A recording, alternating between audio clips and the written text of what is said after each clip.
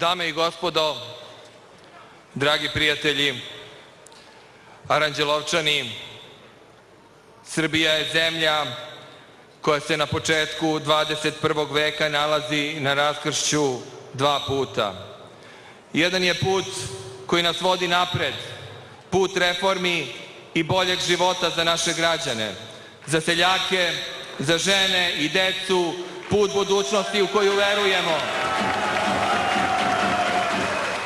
Taj put nije lak, popločan je teškim odlukama i bolnim rezovima. Drugi put je put odumiranja Srbije, ekonomskog, privrednog, kulturnog i svakog drugog. Put koji mala grupa moćnih ljudi želi da ide. Pred nama je lak izbor. Svako od vas prisutnih večeras i milion drugih građana Srbije znaju koji je put kojim trebamo poći. A na taj put nas može povesti samo jedan čovek, lider reformi i budućnosti. To je predsednik Srpske napredne stranke i budući premijer Srbije Aleksandar Vučić.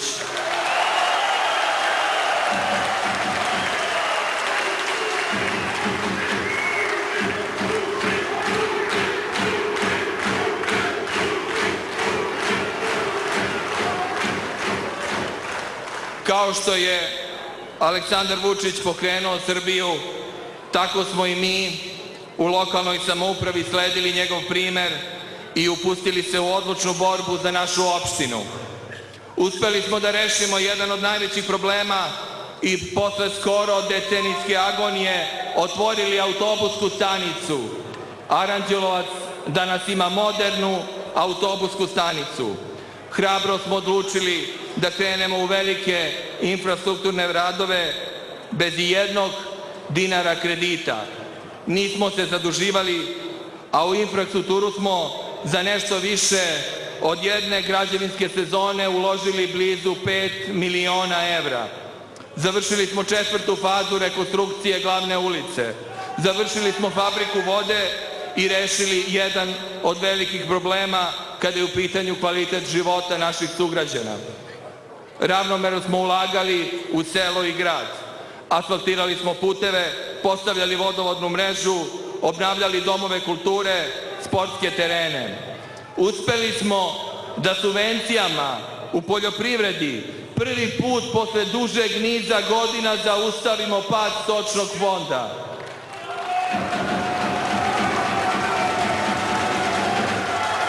Ulagali smo u kulturu, rekonstruisali bioskopsku dvoranu i naša opština ima sada najlepšu bioskopsku dvoranu u regionu.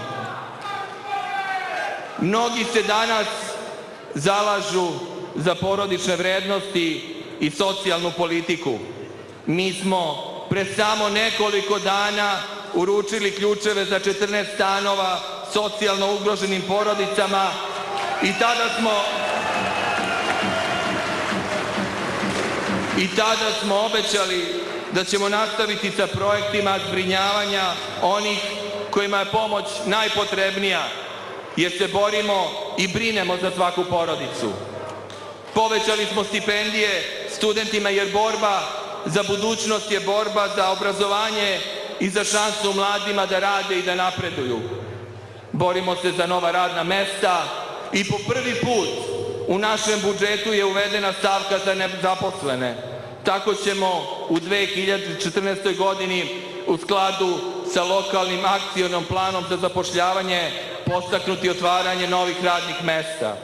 U saradnji sa Ministarstvom energetike pokrenuli smo projekat nove trafostanice vredan 3 miliona evra, čime ćemo obezbediti da lokalni investitori mogu da prošire svoje kapacitete, kao i stvaranje poslovnog ambijenta za dovođenje novih investitora i otvaranje novih radnih mesta.